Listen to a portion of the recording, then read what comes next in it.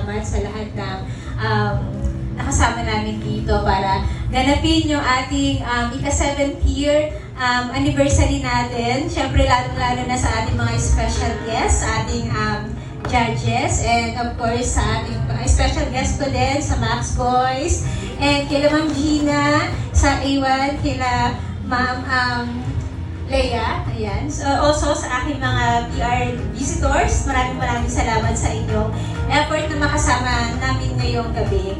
Lalo syempre sa aking admin na pinakamamahal na talagang tumulong sa amin na mabuo itong aming, at itong ating simpleng programa.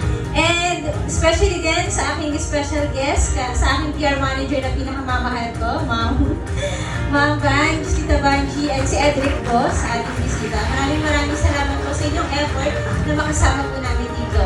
Alam ko na kung nasaan tayo ngayon ay hindi ito dumaan sa napakahabang proseso. Hindi ito dumaan sa simpleng proseso at hindi naging madali lahat yung journey natin ngayon.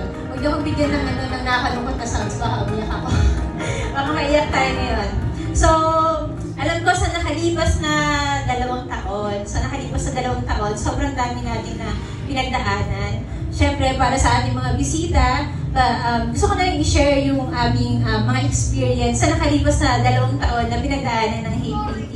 Yung mga pagsubok na aming pinagdaanan. Alam ko lahat ng mga staff ko ay talagang naging saksi dito. So, 7 taon na po yung HPT. So, ngayon ika 7 years anniversary na namin. And sa 7 taon na yon, napakadami na po namin mga celebration na ginawa. Na kung lalo na sa mga previews ng mga staff namin. And I think masasabi ko ito yung meron na akong 2 Christmas party or year-end party na talagang tumatak sa puso ko sa 7 taon. Siguro yung unang-una doon yung last year, kung nandito yung mga staff ko last year. Kasi nung una-una yung nakaraan taon, kasi kung saan yung Christmas party namin, naalala ko, dinanap lang po yun sa isang garahe. Sa garahe lang po. Alam ko, saksi dito yung mga staff ko kung saan ginanap namin yung Christmas party namin sa isang garahe. Ito yung taon na dumaan talaga kami sa matinding struggle. Knowing Hey Pretty, sa mga ibang mga nakakaalam, alam niyo naman, kumbaga dumating talaga kami sa peak season. Pero talagang business ay hindi talaga palaging going out. So, last year, naalala ko nasa isang garahe lang kami. Pero syempre, masaya pa din. Kasi syempre, yun yung pagkakataon na nakasama ko pa rin yung mga staff ko. Kahit nasa simple lang, na-celebrate namin yung Christmas party na yun. Tahimik lang, pero naging successful naman. And thankful pa rin ako syempre sa lahat ng taong bumuo nun. And siguro ito yung taon din na 2nd year anniversary na hindi ko talaga makakalimutan itong taon na to. Though siguro hindi pa to totally na successful talaga. Hindi pa to kagaya ng mga unang kagaya ng taon natin na palagi tayong nasa Shangri-La, nasa Marriott Hotel, nasa Marco Polo, like talagang sobrang babongga, like sobrang social ng mga party. Hindi man tayo ganon, pero at least super proud ako kasi kahit pa paano.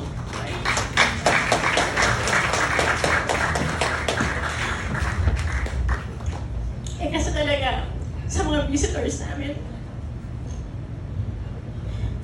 dumaan talaga kami sa struggle. And sobrang thankful. Kaya hindi ako sanay na nag-speech na may ganito. Pero gusto kasi sobrang challenge ko kasi itong moment na to. Kasi most of the time kasi ay talagang bagarbo yung brand namin. And sa taon na yun, doon ko nakita talaga yung mga taong nandiyan dyan sa akin. May mga panahon na talagang napapagod ako, gusto ko na magpahinga, tinatanong ko yung sarili ko, bakit ang bigat? Pero kapag nakikita ko yung mga staff ko na nandiyan dyan sa akin, naniniwala, syempre yung 2 angel ko na nandiyan dyan, si Caleb and si Zoe, na talaga, as a single mom, sobrang hirap. Hindi madali talaga. As a solo parents, and at the same time, sole proprietor, nag-iisa lang talaga ako na talagang lumalaban sa business. Talagang sobrang hindi naging madali. Pero sabi ko nung last year, hindi man ako grateful sa nangyari last year, pero sabi ko nang mabawi ako sa mga staff ko. Di ba alam kung paano, di ba alam kung paano ko sisimulan. Pero yun nga, sabi ko, darating yung time na makakabawi ako sa mga staff ko, lalo na sa mga manager ko na talaga nandiyan dyan sa akin. So, ang hirap maging syempre isang nanay na bit ko lahat ng responsibility sa bilang solo parent at the same time, yung mga pamilya, syempre bawat staff ko, bit ko yung responsibility para sa kanila kasi nga, mga staff ko sila sa akin sila umaasa.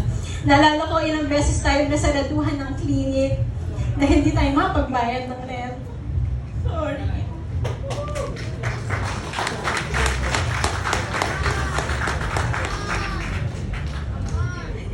Ilang beses tayong nagtitiis sa mga installment na sahod. Thank you sa mga staff ko na talaga. Hindi sila nagko-complain. Palagi tayo nauubusan ng mga staff sa clinic, kaya palagi tayo nagkakaroon ng complaint. Kuya, huwag mo sama to sa video. May mga pagkakataon din na napuputulan tayo ng kuryente sa clinic, di ba? Pero wala akong narinig na kahit isang complaint sa mga staff ko. Talagang minahal nila talaga yung brand. Eh, syempre, siguro ako din. At yung mga manager, alam niya yan, lagi kayo inaaway ng micro, di ba? Pero wala akong narinig kahit isa na alam pangit.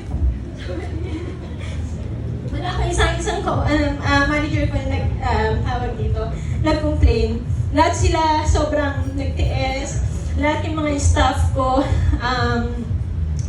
inunawan nila yung sitwasyon. Doon ko napatunayan na nasa tamang mga staff ako. Siyempre, people come and go naman talaga. May iba kasi dyan na siyempre may mga ibang pangailangan, so they have to live. Yung mga iba naman na talaga nagtiis, sabi ko sa kanila, darating yung panahon, kapag nakabawi ako, babawi ako. Higit pa sa alam niyo, 3 times, 4 times, kasi kilala niyo naman talaga ako, diba? Kaya, alam niyo, hindi naging madali sa akin yung journey na to. And alam na lahat yan, hindi kasi ako pala-post sa social media, as in, hindi ako sobrang parang lahat ng struggle ko, tinapos ko siya with grace. Hindi ako nag-post, hindi ako pala kuha ng attention sa iba.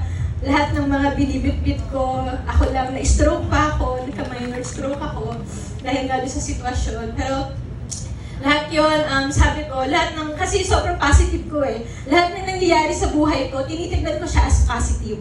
Ganun talaga ako, like, hala, ba't kaya ako nasaraduhan ng ba't kaya ako naputulan? Sige, siguro kasi challenge to. Siguro ganun ko siya tinitignan. Kaya nakakatuwa kasi imagine niyo yung mga struggle moment na yun. Pero ngayon, heto na. Di ba siguro kasing social ng mga like Marriott Hotel, Shangri-La Hotel, hindi mo siguro kayo social yun. Pero may isip niyo ba na isang Albareto, nag-iisa lang ako, na kaya natin. Hindi ko siya makakaya kung wala kayo. Hindi ko siya makakaya kung wala yung mga manager ko, si Ann, si Kian, sobrang mahal na mahal ko kayong lahat. Very vocal naman ako dyan. Hindi ko siya makakaya kung wala yung mga, especially yung mga admin ko, si Kuya Morty, si Ate Eve, na talaga nandiyan yung and si Arlene, na talagang, ma'am, kaya mo yan. May mga time na po-post ako, parang hindi mo na kaya, pero sobrang bait pa rin talaga ni God. Kasi isang araw, na-realize ko na ito na siya. Hindi man siguro kasing yaman before, alam mo yun. Pero at least masabi ko na baka konting konting push na lang, makakabalik na rin kami on track. Kaya maraming salamat sa inyo. Sa lahat ng effort ninyo, managers and staff ng ICT-Shan.